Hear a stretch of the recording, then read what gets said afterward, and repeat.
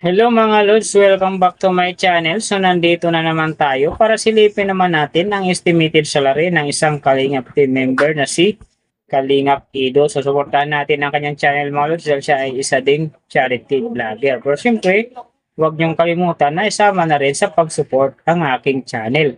So ito ay request naman ni Maria Linda de Castro. So idol, maraming salamat sa iyong request. And then, siyempre, sa support mo sa aking channel. Ingat ka palagi dyan. And God bless sa iyo. So, mga Lods, kung bago pa kayo sa aking channel, pakiclick naman ang subscribe natin. And then, siyempre, pakipost na rin ng notification bell para lagi kayong updated sa ating video. So, ano pa ba ang hinihintay natin, mga Lods? Let's go!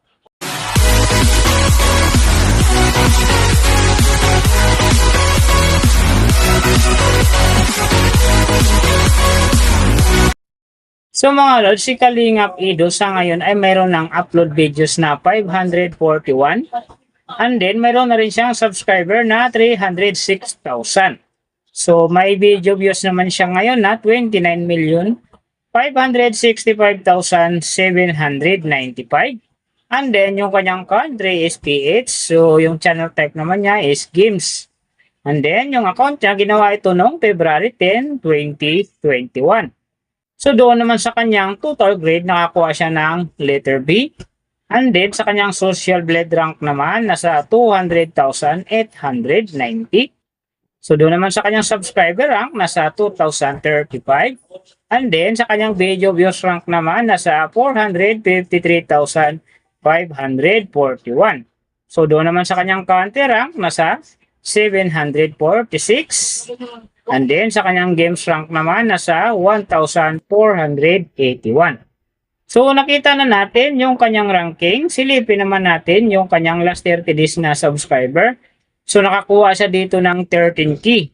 Ang kinaganda dito mga Lods, kasi ang kanyang percentage ay umangat ng 62.5%. So, ibig sabihin, maganda ang pasok ng kanyang subscriber ngayon kung i-compare natin sa nakaraan niyang buwan. So doon naman sa kanyang views mga Lods in the last 30 days, nakakuha siya ng 2.226 M views. So maganda rin ang kinalabasan mga Lods kasi ang kanyang percentage dito ay umangat din ng 58.3%. So ibig sabihin, maganda din ang pasok ng kanyang views sa ngayon kung i-compare natin sa nakaraan niyang buwan. So nakita na natin yung kanyang ranking, last 30 days subscriber. And then, yung kanyang views, silipin naman natin yung kanyang daily summary from subscriber, views, and then yung kanyang earning. So, sa kanyang subscriber mga Lods, may 7 araw akong nakita rito na umangat. Simula nung May 20, nakakuha siya ng 1K. Nasundan naman ito ng May 22, nakakuha ulit ng 1K. And then, pagdating ng May 24, nakakuha siya ng 2K. Pagdating naman ng May 26 hanggang 27, nakakuha siya ng 1K bawat araw. And then, nasundan naman ulit ng May 30, nakakuha siya ng 1K. Saka yung last, yung June 1, nakakuha ulit siya ng 1K. So, kaya ang kanyang subscriber ngayon nasa 306,000. So, doon naman sa kanyang views mga Lods, yung magaganda rito, May 20, nakakuha siya ng 98,000. And then, pagdating naman dito ng May 24, nakakuha siya ng 154,000. So, pagdating ng May 26, nakakuha siya ng 157,000. And then, May 28, nakakuha siya ng 181,000. So, yung last na medyo maganda sa kanya dito, yung May 2, nakakuha siya ng 118,000. So, sinasabi ko mga Lods, maganda nga talaga yan kasi nga, ang kanyang percentage yan ay umangat ng 58.3%. So, doon naman sa kanyang earning mga Lods, tingnan natin dito yung May 20.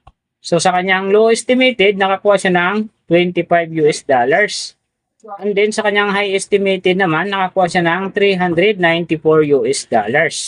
So, ang mga yan naman mga Lods, daily summary lang, mas maganda kung silipin natin yung naka-round off na from daily, weekly, and monthly para malaman na natin kung magkano na ngayon ang estimated salary ni Kalingap Ido dito sa YouTube. So, unahin natin yung kanyang daily average. So, sa daily subscriber, nakakuha siya ng 434. And then, sa kanyang views naman, nakakuha siya ng 74,202. So, doon naman sa kanyang daily, low estimated ng kanyang earning, nakakuha siya ng $19. So, times natin sa 55, mayroon siyang 1,045.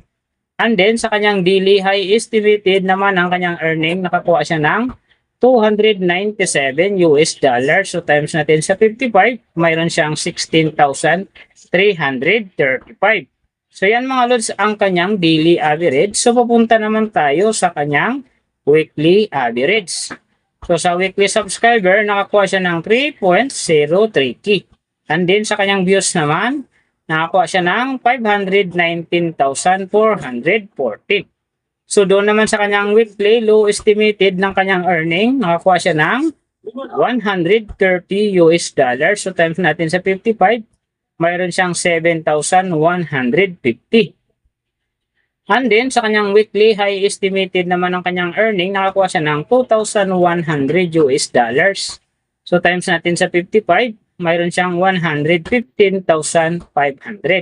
So yan naman mga lods ang kanyang weekly average. So pupunta naman tayo sa kanyang monthly average.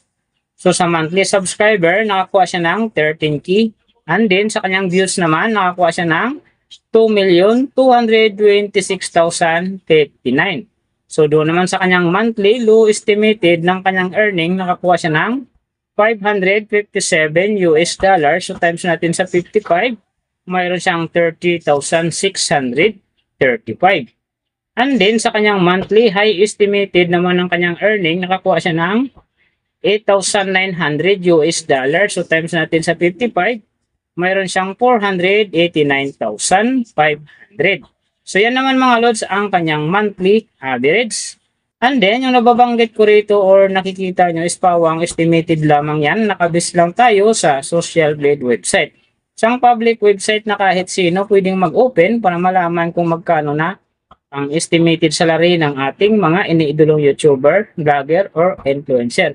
And then mga lods, palagi natutupad talaga dyan yung low estimated kasi nga hindi talaga natin kayang i-demand sa ating mga viewers na huwag mag-skip ng ads. Pero pwede pa rin namang maging times 2 yan, times 3 or maging times 4 pa yan kapag ang isang vlogger nakapagpa-viral ng kanyang video.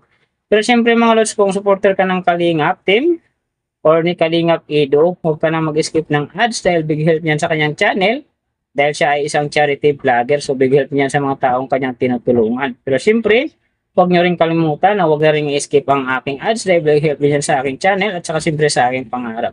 So mga lods, kung nagustuhan nyo ang video na to, pakiclick naman ang subscribe natin and then syempre pakipost na rin ng notification bell para lagi kayong updated sa ating video. And then kung mayroong gusto magpagawa ng video na sim nito para sa inyong mga iniidolong YouTuber, vlogger, or influencer, comment nyo sa baba yung tamang detalye ng kanyang channel para ma-search natin kaagad at magawa natin sa next video. So big thank you sa lahat ng mga sumusuporta sa aking channel at saka magsusupport pa lang.